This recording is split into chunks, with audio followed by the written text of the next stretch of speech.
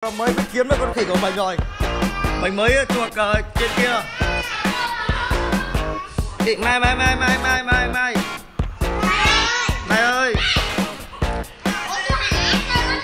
Đừng kéo nó chứ rồi.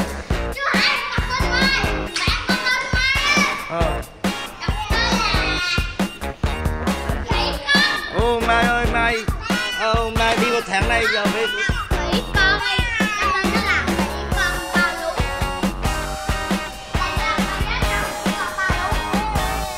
Mày nói cờ xích này, cờ xích này.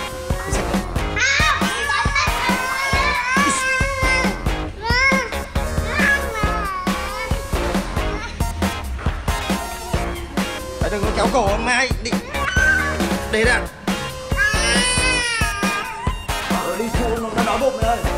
Đi sữa uống. Sữa uống. Đói bụng.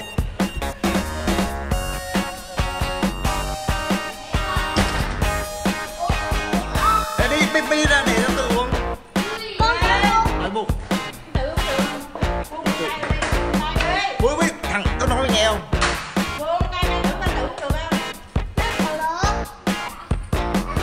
Để uống sữa đã, đói bụng.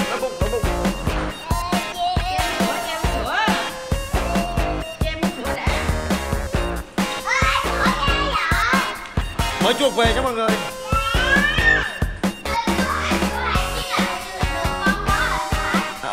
Mấy em biết rồi.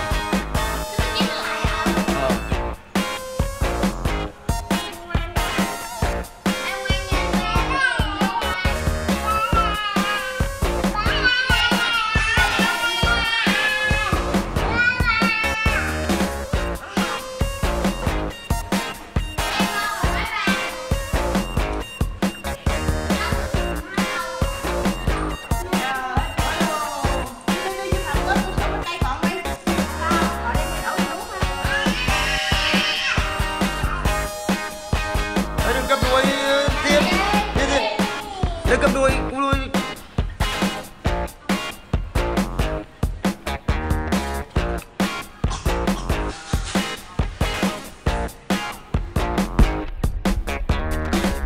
mới chuộc này em ăn trộm nó bán cho Cầu Trắng á, rồi chúng thu nuôi ở cái quán cà phê ở trên kia. Một sáng mà anh ông đi uống phê ông mới thấy, rồi bây giờ mới đi chuộc lại.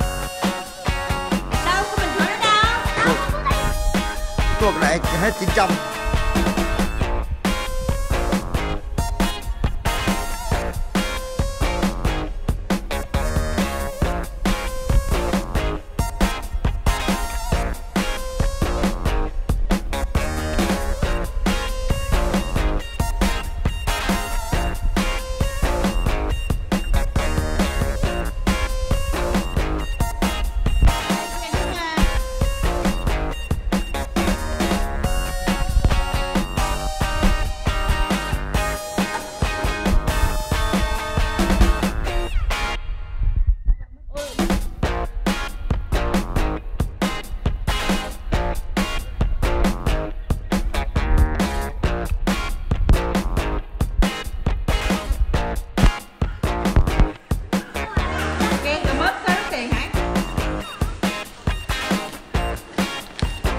Mấy này nhìn già hẳn á.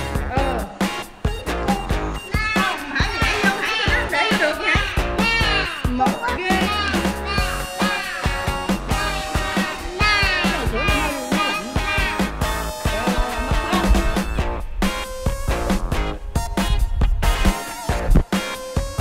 Anh mới lấy về Khởi ơi. Tội quá đi.